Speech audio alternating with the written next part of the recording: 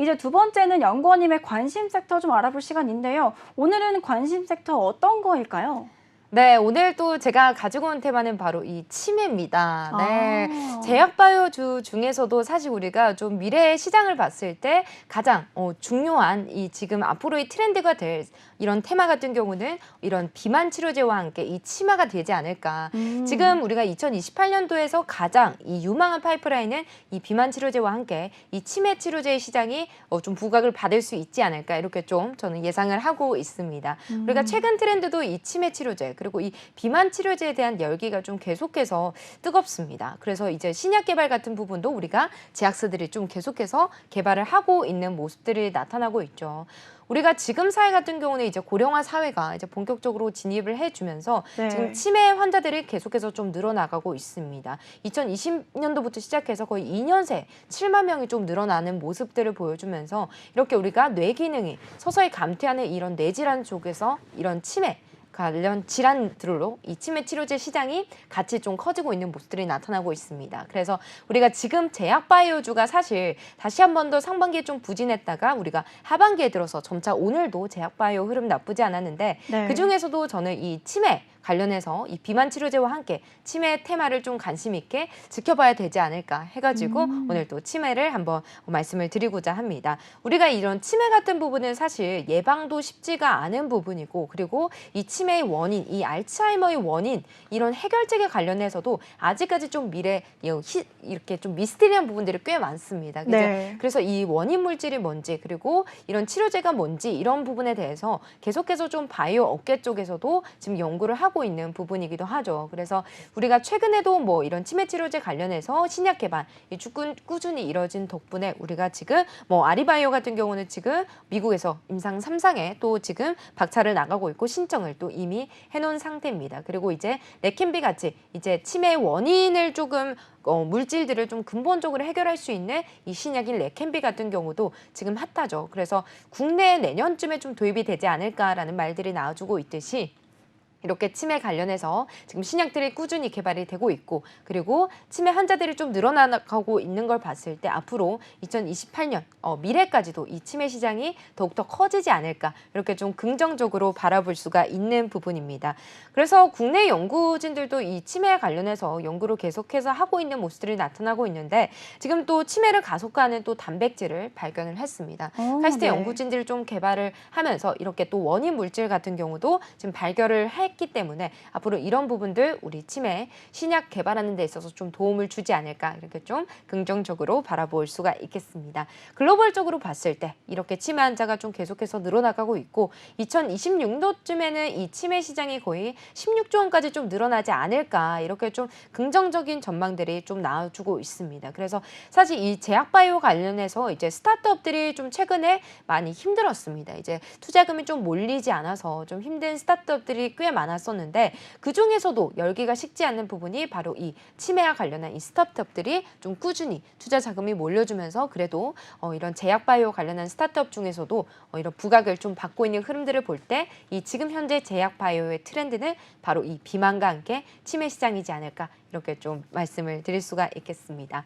하지만 우리가 이 치매 관련해서는 사실 이 또 조기 진단이 엄청나게 좀 중요한 부분입니다. 그쵸, 그래서 네. 이런 진단에 관련해서 우리가 좀 발빠르게 좀 진단을 해줘야지 우리가 앞으로 더 질병이 더 심화되는 걸 좀 예방을 볼 수 있는 부분인데 아직까지 국내에서는 이렇게 좀 인프라 같은 부분들 이런 진단에 대해서는 인프라가 좀 아직까지 부족한 실정입니다. 치매 환자는 날로 늘어나가고 있는데 우리 국내 시장은 이에 비해서 인프라 같은 부분은 아직까지 좀 덜 갖춰진 부분들도 나타나고 있는 모습입니다.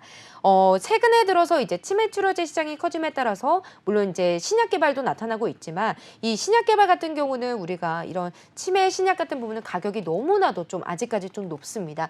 주사를 4번 맞는데 뭐 2천만 원 가까이 좀 레켄비가 좀 소요가 된다고 하죠. 그래서 네. 이렇게 신약 같은 부분은 우리가 아직까지 좀 가격이 많이 높기 때문에 상용화 되기까지는 좀 시간이 좀 걸리지 않을까 이렇게 좀 우려감들이 나타나고 있는 부분인데 그로 인해서 이제 좀 부각을 받고 있는 게 이 디지털 치매 치료와 관련해서 좀 시장이 좀 부각을 받고 있는 모습들이 꽤 나타나고 있습니다. 이 디지털 치료기기로 인해서 이제 치매 치료, 치매 인지 치료라든지 치매와 관련해서 좀 치료를 할 수 있는 좀 환경이 갖춰지다 보니까 이런 디지털 치료기기 시장도 같이 치매와 관련해서 좀 커지고 있는 모습들도 나타나고 있습니다. 그래서 치매 치료 시장이 계속해서 좀 커지고 있는데 같이 더불어서 이런 디지털 치매 치료제와 관련해서 디지털 치료기기 시장까지도 좀 커지고 있는 모습도 좀 바라볼 수가 있겠습니다. 자, 그렇다면 우리가 앞으로 좀 주목을 해야 될 부분은 사실 이 치매 치료제 관련해서겠죠. 그쵸. 아직까지 우리가 완벽히 해결되지가 않은 문제고, 그리고 신약 같은 부분도 우리가 상용화되기까지 좀 시간이 꽤 걸리기 때문에 앞으로 이런 치매 치료제 관련해서는 우리가 모멘텀이 좀 충분히 남아져 있을 거라고 좀 긍정적으로 바라볼 수가 있겠습니다. 그래서 아리바이오 같이 이렇게 먹는 치매 치료제, 엄청난 좀 획기적인 치매 치료제 같은 경우도 지금 임상 3상 신청에 나섭니다. 그래서 유럽과 영국에서 지금 3상 신청에 나섰기 때문에 아리바이오와 관련해서 좀 부각을 받을 수가 있겠고, 그리고 레펜기 같은 경우도 이제 치매의 원인 근본 물질을 좀 제거를 할 수 있는 좀 신약이기 때문에 치매 치료와 관련해서 좀 획기적인 신약입니다. 그래서 이제 레켄비 같은 경우는 우리가 내년에 좀 우리는 국내 도입이 될 걸로 예상이 되고 있는 만큼 충분히 이런 신약 같은 부분도 우리가 기대를 해볼 수 있지 않을까. 그래서 이렇게 치매 관련주를 좀 눈여겨보신다면은 우리가 내년까지도 충분히 모멘텀이 남아있는 상황 속에서 긍정적으로 우리가 주가의 흐름을 예상을 해볼 수가 있는 부분입니다. 그래서 앞으로 이제 치매 치료제 시장이 계속해서 커지고 있는데, 또 최근에 한번 엑소존과 관련해서 좀 기사들이 좀 나와줬습니다.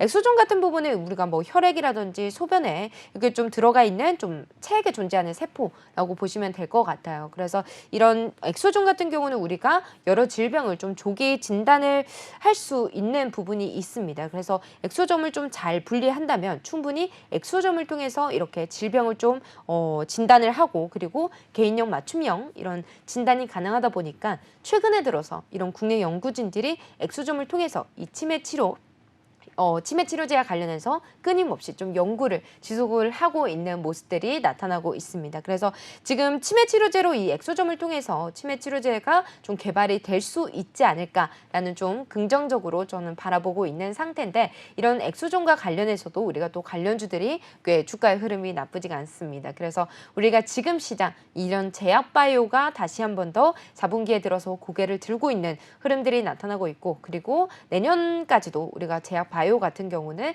이런 치매 치료와 관련해서 모멘텀들이 꽤 많이 남아 있습니다. 그래서 임상 결과들, 그리고 이제 레켄비 국내 도입, 그리고 엑소존과 관련해서도 충분히 내년까지도 이제 모멘텀이 저는 많이 남아져 있다라고 생각을 하고 있기 때문에 우리가 지금 제약바이오 쪽에서는 우리가 비만과 함께 이런 치매 관련한 테마 같은 경우는 우리가 2028년도, 2030년도까지는 충분히 계속해서 신약 개발이 이루어지지 않을까. 그래서 제약바이오 같은 경우는 이렇게 좀 임상 결과에 따라서도 물론 주가의 변동성이 꽤 큰 테마기도 하죠. 그렇지만 우리가 한번 부각받았을 때 주가 상승폭이 좀 워낙 크다 보니까 그래도 우리가 제약바이오주 같은 경우는 좀 길게 끌고 가는 전략으로 보유하시면 좋겠다. 이렇게 말씀을 드려보도록 하겠습니다. 네, 그런데 2년새 알츠하이머 환자가 7만 명 이상 증가를 했대요. 근데 이럼에도 불구하고 검사 비용이 건강보험료를 미적용한다라고 하는데, 이렇게 돼도 혹시 관련주가 많이 움직일까요? 네, 건강보험 같은 경우는 우리가 계속해서 좀 바이오주 중에서도 그래도 이런 부분이 좀 해결된다면 주가의 상승이 또 더욱 커질 것으로 좀 긍정적으로 바라볼 수 있는 부분이지만, 건강보험 같은 경우는 아직까지 좀 해소가 되지 않는 모습들이 나타나고 있죠. 그래서 네. 이 부분 같은 경우는 물론 우려감이 좀 남아있긴 하지만, 사실 이런 건강보험 같은 경우로 인해서 좀 크게 주가가 하락을 한다거나 이 정도까지는 저는 아니라고 보거든요. 그래서 변동성이 좀 적을 순 있다. 그렇지만 이런 부분 같은 경우는 좀 주가에 타격을 받는 부분이 좀 미미하다라고 저는 예상을 해볼 수가 있는 부분이고, 만약에 이런 신약, 이런 개발과 관련해서 임상 결과가 나왔을 때는 주가의 상승폭이 클 수밖에 없습니다. 그래서 우리가 하락폭은 적지만 상승폭이 클 것으로 예상이 되는 이 치매 치료 관련주들 좀 눈여겨보자, 이렇게 말씀을 드리면서 제가 오늘 첫 번째로 관심 있게 지켜본 종목은 바로 이 휴메딕스입니다. 휴메딕스 같은 경우도 지금 G2G 바이오와 함께 이 휴메딕스와 한국파마가 같이 또 신약 개발과 관련해서 지금 개발을 좀 계속해서 하고 있는 모습들이 나타나고 있습니다. 그래서 네. 제가 오늘 휴메딕스와 함께 한국파마를 좀 관심 있게 지켜보고 있는데요. 휴메딕스도 이제 관련주로서 지금 계속해서 주가의 흐름이 32,500원대 라인에서 그래도 자리를 좀 지켜나가고 있는 모습들이 나타나고 있습니다. 그래서 지금 주가가 지금으로 봤을 때 주가가 자리를 잘 지켜나가고 있는 거 봤을 때 좀 강력한 이런 치매 치료제 제약바이오가 좀 살아난다면 충분히 강한 슈팅이 나와줄 수 있는 종목이라고 좀 바라봐주고 있고요. 그리고 두 번째 한국파마도 같이 휴메딕스와 함께 손을 잡고 또 지금 신약 개발에 좀 나서고 있는 모습들이 나타나고 있습니다. 한국파마는 지금 휴메딕스와 좀 다른 흐름을 나타내주고 있죠. 주가가 지금 바닥에서 서서히 좀 올라가고 있는 모습을 나타내주고 있기 때문에 두 기업이 같이 좀 신약 개발을 하고 있지만 좀 차트 흐름 봤을 때는 좀 그래도 다른 모습을 나타내주고 있습니다. 그래서 한국파마 같은 경우는 이제 바닥에서 추세를 좀 돌려나가고 있는 지금 종목이기 때문에 휴메딕스와 함께 한국파마도 같이 관심 있게 지켜보자 이렇게 말씀드려보도록 하겠습니다. 네, 2025년 글로벌 치매 환자가 1억 명이 넘을 것이라는 전망을 해주시면서 그리고 또 치매 관련주를 안 볼 수는 없다라는 말씀까지도 해주셨습니다. 이렇게 되면은 치매 관련주 꼭 봐야겠죠? 알고 싶으신 분들은 지금 아래 나와 있는 링크 클릭하셔서 빠르게 신청해 주세요. 연구원님께서 관련주 다 알려주신다고 합니다.